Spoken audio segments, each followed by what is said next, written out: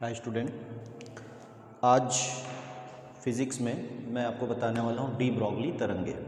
बहुत important topic है, पूछा हुआ है और ये लगभग पूछा जाता है।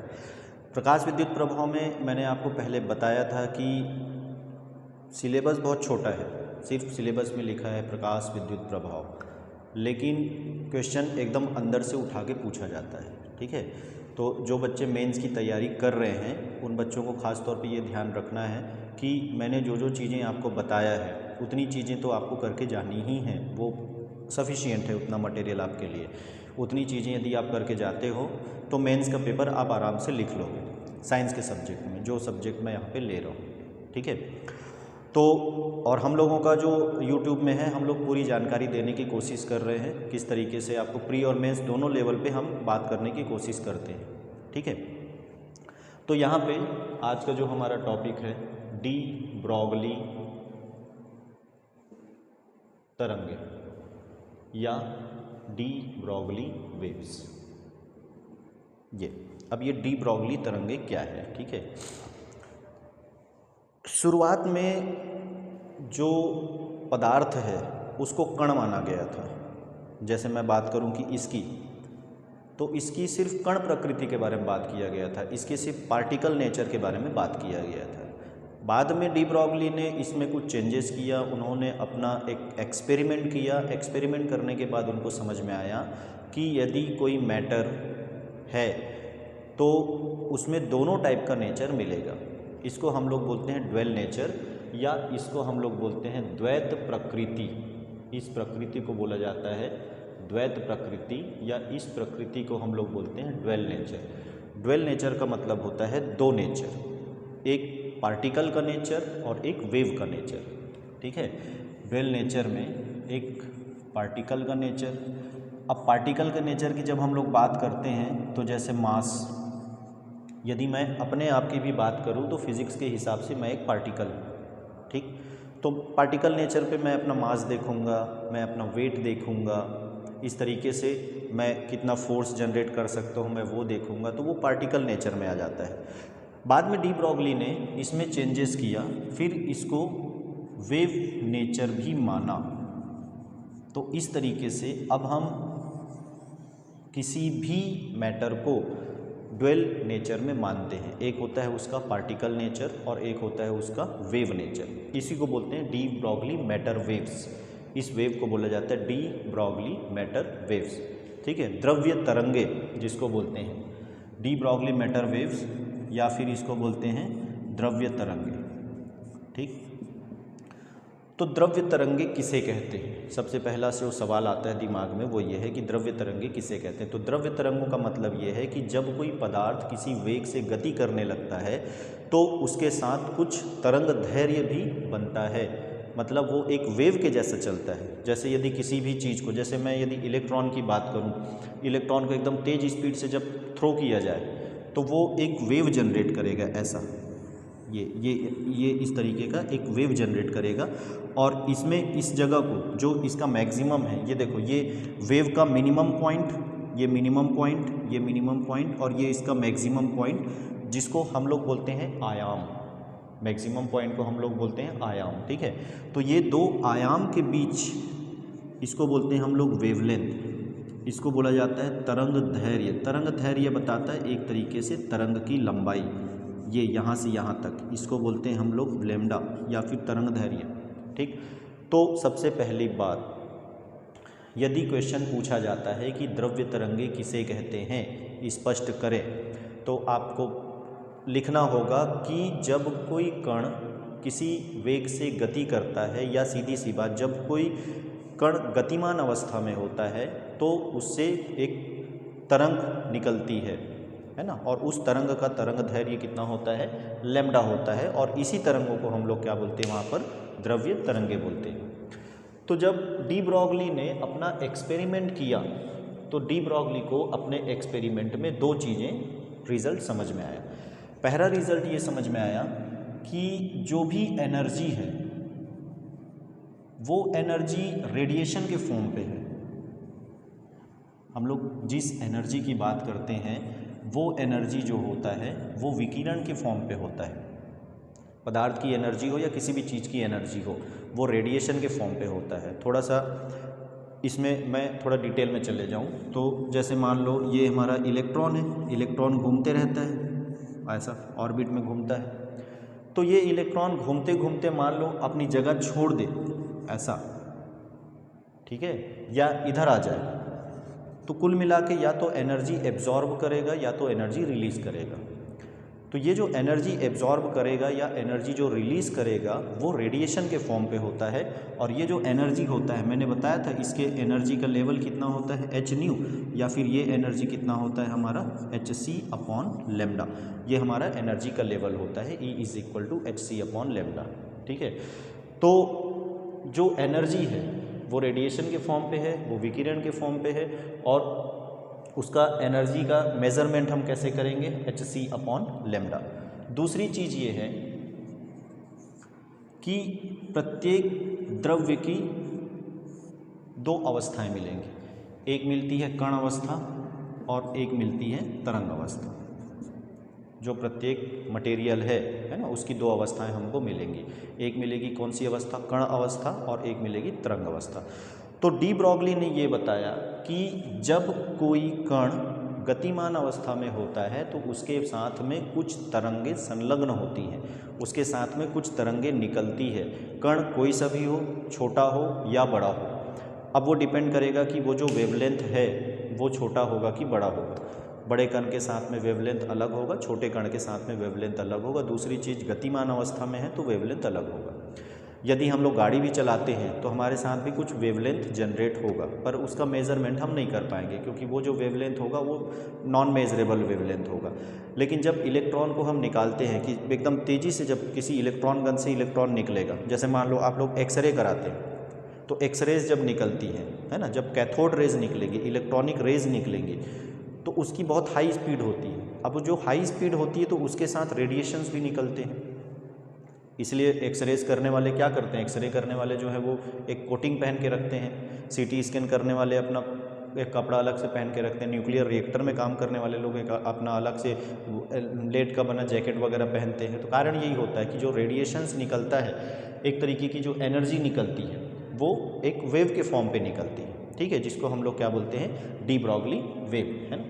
अब ये जो डी ब्रॉगली वेव है, इसमें ये वेवलेंथ का कैलकुलेशन करना पड़ता है कि किसके लिए कितना वेवलेंथ आएगा। तो देखो, सबसे पहले E is equal to H nu या फिर एच सी अपॉन लेमडा, ये इक्वेशन है, इसकी व्याख्या करते हैं हम लोग। ये हमारा इक्वेशन है, E is equal to H nu या एच सी अपॉन लेमडा। ये मैंने पहले बताया आप लोग को। आइंस्टाइन का एक इक्वेशन है E is equal to M C square, ये एल्बर्ट आइंस्टाइन का इक्वेशन है। पार्टिकल नेचर से होते हुए जो एनर्जी मिलता है, मतलब एल्बर्ट आइंस्टाइन ने कहा कि किसी पार्टिकल को जिसका मास m है, जिसका द्रव्यमान m है, लाइट की वेलोसिटी से थ्रो करूँ, जहाँ पे c का वैल्यू है 3 × 10⁸ मीटर पर सेकेंड, इतनी वेलोसिटी से थ्रो किया जाए तो वो पूरी की पूरी एनर्जी में कन्वर्ट हो जाएगा, ठीक। अब ये दो इक्वेशन में देखो, लेफ्ट हैंड साइड हमारा इक्वल है, तो राइट हैंड साइड को आप क्या कर दो, इक्वल कर दो। तो राइट हैंड साइड को इक्वल करोगे तो H C upon lambda is equal to M into C का स्क्वायर, ये सी से ये सी कट गया, तो लेमडा इज़ इक्वल टू आ गया एच अपॉन एम इंटू सी। इतना वेवलेंथ आपको मिल जाएगा। ये है डी ब्रॉगली वेवलेंथ, ठीक है। क्वेश्चन आता है कि डी ब्रॉगली द्रव्य तरंगे किसे कहते हैं, स्पष्ट व्याख्या करें। यदि ये लॉन्ग आंसर का क्वेश्चन है तो आपको फिर डेरिवेशन में भी जाना पड़ेगा। और यदि क्वेश्चन आता है कि डी ब्रॉगली द्रव्य तरंगे किसे कहते हैं, व्याख्या करें, 2 और 3 मार्क्स के लिए जो भी आपका शॉर्ट आंसर का क्वेश्चन आता है ना, उसके लिए, तो आप उसके हिसाब से अपना कट कॉपी पेस्ट मार के लिख सकते हो।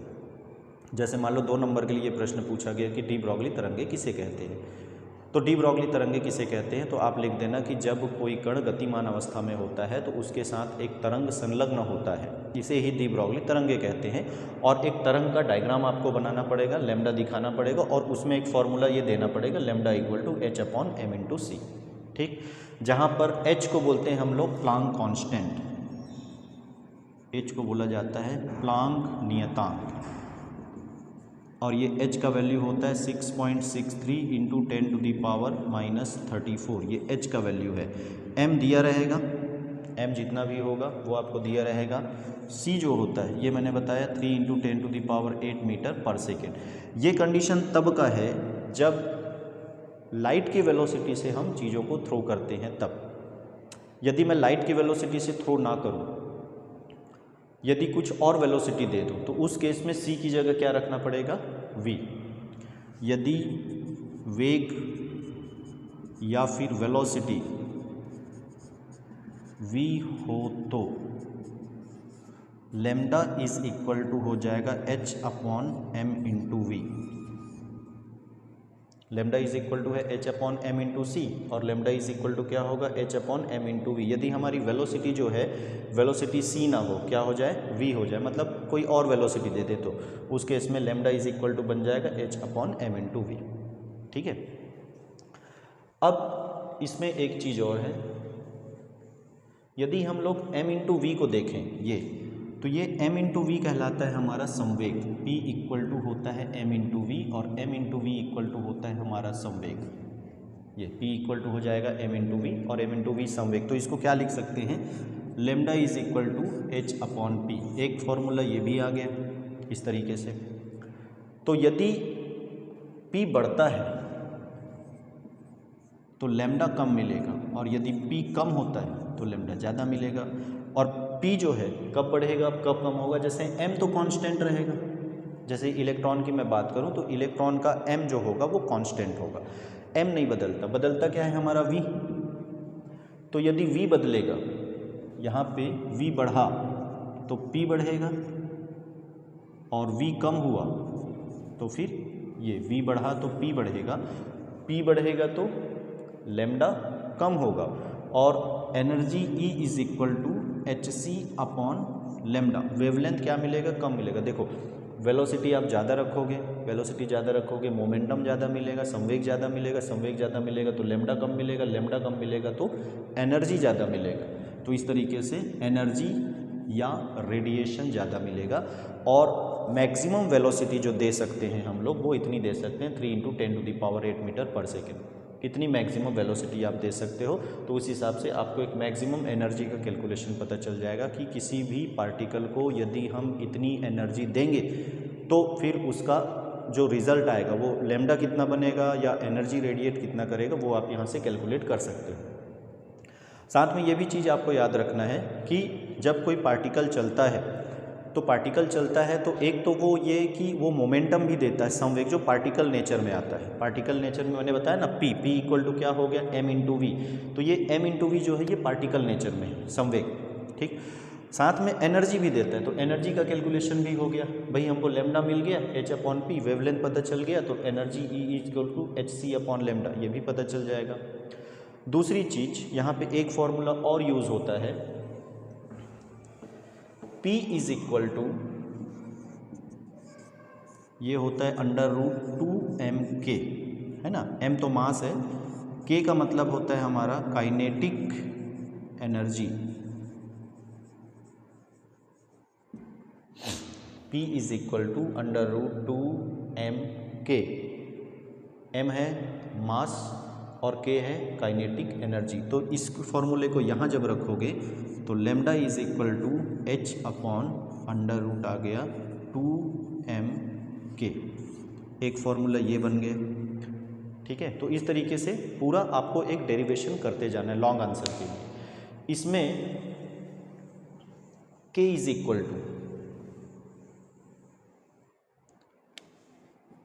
इक्वल टू होता है q × v।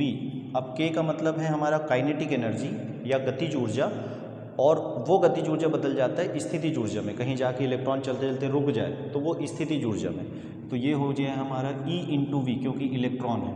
तो k की जगह रखोगे तो lambda is equal to h/2me × v। ये मिल गया हमको lambda equal to h/√2me × v। तो डी ब्रॉगली जब कैलकुलेशन आता है, यदि डी ब्रॉगली का कैलकुलेशन आपका लॉन्ग आंसर के लिए आता है तो लॉन्ग आंसर के लिए यदि आएगा तो आपको पूरा डेरिवेशन यहाँ तक करना पड़ेगा। कुछ चीज़ और मैं आपको बता रहा हूँ वो भी आपको करना है। देखो लिखते समय, वैसे तो लिखने पे बहुत बातें हो चुकी हैं, फिर भी जब आप लिखोगे तो यदि आप लॉन्ग आंसर की चीज़ें लिख रहे हो तो आप कोशिश करो जितना मैक्सिमम आप दे सकते हो, जितनी मैक्सिमम चीज़ें आप दे सकते हो, जितनी नई चीज़ें आप दे सकते हो उतना देने की कोशिश करो। आप पुरानी चीज़ों को लेके चलते जाओगे तो उससे मतलब नहीं, कुछ कुछ नई चीज़ें आपको डालनी पड़ेगी। एक्स्ट्रा मार्क्स जो है वो आपको वहीं पे मिलेगा। जब तक आप कुछ नई चीज़ें नहीं डालोगे, जब तक आप अपने आप को थोड़ा अपडेट करके नहीं डालोगे, तब तक आपको वो चीज़ें नहीं मिलने वाली। तो इसीलिए यहाँ पे थोड़ा सा नया, ये देखो lambda equal to h/2me into V आप कर सकते हो। और यदि इलेक्ट्रॉन के लिए, फॉर इलेक्ट्रॉन, यदि मैं इलेक्ट्रॉन के लिए कैलकुलेट करूँ तो lambda equal to 12.27 upon under root V into angstrom, ये हमारा इतना वेवलेंथ मिलता है। क्यों? h का वैल्यू रखोगे, m का वैल्यू रखोगे, e का वैल्यू रखोगे। देखो h का वैल्यू मैंने बताया 6.63 10⁻⁻34 यूनिट, m का वैल्यू है 9.1 10⁻⁻31 यूनिट, किलोग्राम में होगा। इलेक्ट्रॉन पे चार्ज होता है 1.6 10⁻⁻10 कूलाम, ये चार्ज कूलाम में होता है, यूनिट में ले लो। तो ये 2 तो 2 ही है, कांस्टेंट है। तो HME जब ये पूरा कैलकुलेशन करोगे तो आपके पास ये रिजल्ट बनता है। तो इलेक्ट्रॉन के लिए उसी तरीके से हम प्रोटॉन के लिए निकाल सकते हैं, उसी तरीके से हम अलग अलग चीज़ों के लिए निकाल सकते हैं। ठीक है, तो ये रहा आपका पूरा डी ब्रॉगली वेवलेंथ। इस तरीके से आपको पूरा डी ब्रॉगली वेवलेंथ का डेरिवेशन जो है वो करना है। ठीक है, एग्ज़ाम में पूछा हुआ है डी ब्रॉगली वेवलेंथ के बारे में। तो डी ब्रॉगली तरंगे किसे कहते हैं, डी ब्रॉगली तरंगे किस तरीके की होती है, वो सब चीज़ आपको पूरा डेरिवेशन मैंने यहाँ पे बता दिया है। न्यूमेरिकल वगैरह इससे बहुत ज़्यादा नहीं पूछा गया, ज़्यादा मेरे ख्याल से न्यूमेरिकल वगैरह पूछा भी नहीं गया है। फिर भी कुछ सिंपल न्यूमेरिकल्स मैं आपको बता दूँ, कुछ फार्मूला बेस्ड न्यूमेरिकल है वो मैं आपको बता देता हूँ। ठीक है, अब फार्मूला बेस्ड न्यूमेरिकल में यदि आपको न्यूमेरिकल करके जाना है तो एक फार्मूला जो है, एक तो ये जो फार्मूला है ये मैंने बता दिया, lambda equal to 12.27 upon under root V angstrom, या फिर 12.27 upon under root V into 10⁻⁻10 metre. ये फार्मूला आप याद रख लो इलेक्ट्रॉन के लिए, यदि आपको ऐसा कैलकुलेशन करना है तो, है ना। जैसे मान लो मैंने V की सप्लाई दे दिया है 100 वोल्ट, मान लो 100 वोल्ट की सप्लाई दे दिया, इलेक्ट्रॉन गन है, इलेक्ट्रॉन गन में मैंने 100 वोल्ट का सप्लाई दे दिया। तो 100 वोल्ट का सप्लाई देने पे जो वेवलेंथ निकलेगा lambda 12.27 divide by under root 100 into 10⁻⁻10, under root 100 मतलब हो गया 10, 12.27 डिवाइड बाई 10 इंटू 10⁻⁻10, तो ये 1.2 इंटू 10⁻⁻10 या 1.2 एंगस्ट्रॉम। ये इस टाइप का सिंपल जो न्यूमेरिकल है, 2-4 न्यूमेरिकल आप चाहो तो लगा के जा सकते हो, क्योंकि पैटर्न वैसे भी थोड़ा सा चेंज हो रहा है, न्यूमेरिकल इससे आया नहीं है। तो जब आप कोई फार्मूला पढ़ते हो तो उससे रिलेटेड 1-2 न्यूमेरिकल आप बना के ज़रूर जाओ। हो सकता है कुछ 1-2 न्यूमेरिकल पूछ दे तो वो आपके एक्स्ट्रा मार्क्स के काम आएगा। जैसे E is equal to H nu या E is equal to HC upon lambda, इसके बारे में एक इससे इस फॉर्मूले से रिलेटेड न्यूमेरिकल है। तो देखो जैसे मैंने लेमडा निकाला, ये मेरा लेमडा आ गया। अब यदि कोई पार्टिकल के लिए आपको लेमडा दिया हुआ है, लेमडा दिया है 1.2 10⁻⁻10 या 1.2 एंगस्ट्रॉम दिया है, तो इससे कितनी एनर्जी रिलीज़ होगी ये निकालना है। तो energy E is equal to H का वैल्यू होगा 6.63 इंटू 10⁻⁻34 इंटू C का value 3 into 10⁸ divide by lambda का वैल्यू 1.2 इंटू 10⁻⁻10। तो E is equal to 6.6 into 3 divide by 1.2। देखो कैलकुलेशन करते समय थोड़ा ध्यान रखना, मैथ्स में जब भी आप बनाओगे तो मैथ्स सिंप्लीफाई करके बनाना, कैलकुलेशन तो थोड़ा सा आसान करते हुए बनाना। न्यूमेरिकल वगैरह आपको बनाना है तो 6.6 इंटू 3 डिवाइड बाई 1.2 इसको अलग रखो, -10 ऊपर जाके क्या बनेगा +10, ये मैंने मैथ्स में एक टॉपिक बताया था, घात और घातांक का एक मेथड है, मेरा वीडियो है वहाँ पे, तो आप उसको देख सकते हो कि किस तरीके से ये चेंज होगा। -10 ऊपर जाएगा, +10 हो जाएगा, +10 और 8 तो 10 टू दी पावर हो गया 18, तो 10 टू दी पावर -34 + 18, -34 में 18 को क्या कर दो आप, माइनस कर दो। तो एनर्जी इज इक्वल टू, अब इसको क्या लिखोगे, 66 डिवाइड बाई 10, इसको क्या लिखोगे 3, इसको क्या लिखोगे 12 divide by 10 into 10 to the power -16। ये 10 से ये 10 कट गया, 3 14 12 2 और ये 3 3 33, 2 1 जा 2 6 जा 16.5 into 10 to the power -16 joule, इतनी एनर्जी आपको मिल जाएगी।